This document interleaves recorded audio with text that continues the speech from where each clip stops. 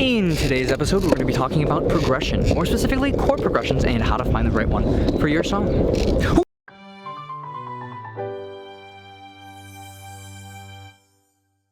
So, I really like music theory. Now, if you're someone who doesn't like music theory, that's okay, because that's what I'm here for. We're going to be starting off really easy and be working in C major, which has no sharps and flats. So let's go over all the basic chords we will be using in C major. Starting with the first, we have a C chord, which is comprised of C, E, and G. Now those three notes together is what's known as a triad. And these three notes can be arranged in different ways, but using these three notes creates the C major chord. Notice that the Roman numeral 1 is used to notate which chord we are using relative to the key that we are working in. And since we are in C major, C is number 1. C was number 1! The next chord or triad we have is D minor, comprised of D, F, and A. In D minor, the distance between the first two notes is smaller and sounds like this.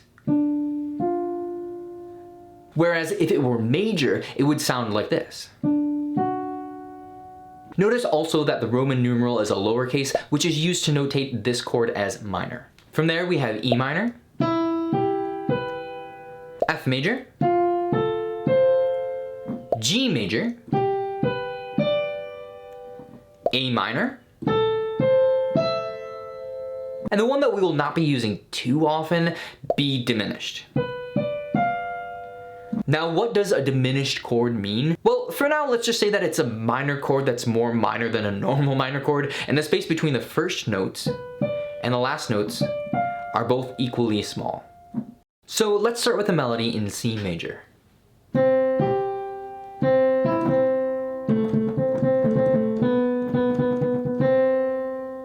The first thing that I'm going to do is look at the notes that I'm using, because the chord that I want to use should, for the most part, match the notes in that melody. Again, the first part of that melody goes like this. So we can see that the notes that we use in that line are C, E, and G, and what chord uses those notes? C major. See, that was pretty easy. So let's try testing this by putting a C major chord on top of that melody.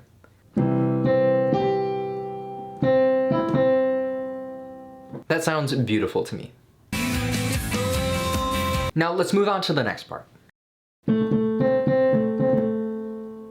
Now we can see that that line moves back and forth from A to C, and there are two chords really that use A and C, and that is F major and A minor. So let's test both of those and see which one we like better. Starting with F, we have and A minor. And this is where your creative vision will drive the narrative, and personally I think that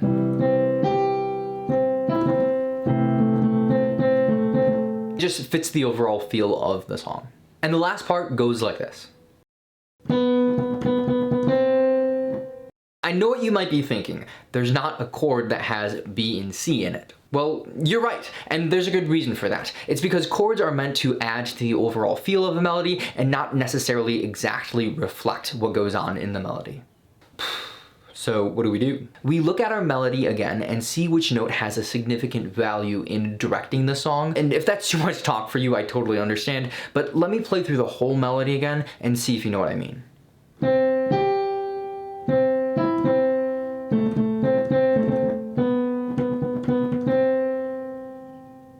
So after playing that again, I realized that B is the more significant note in this melody. It's almost as if the C is passing on to the next section, foreshadowing what is yet to come. But there are three chords that have a B in them, so let's test all of them and see which one we like the best.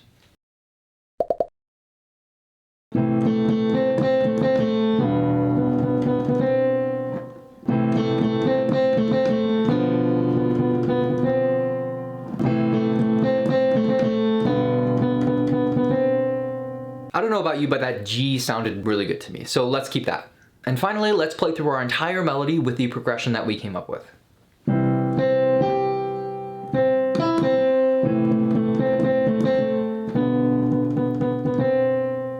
Sounds like it fits perfectly to me. So we did it. We took a simple melody and found a chord progression that fits using what we know about each chord. I just wanted to give you some final advice when trying to find the right chord progression. First of all, it's not always easy and may take some time. And if you're struggling with it, I definitely just recommend to work with the song and try to practice and find out what sounds the best. And if you get really good at it, you can even add notes on top of that triad to make a really cool chords. But just never put a song on the back burner because you can't figure out the chords. There's always a way. Alright, that's all I had for you today, but know that I'm always here to encourage you and strongly believe that anything that pops into your head is worthy of becoming the next greatest hit. And if you enjoyed today's episode and maybe got something out of it, make sure to subscribe for more helpful music tips. Thanks so much for watching, and I'll see you next time.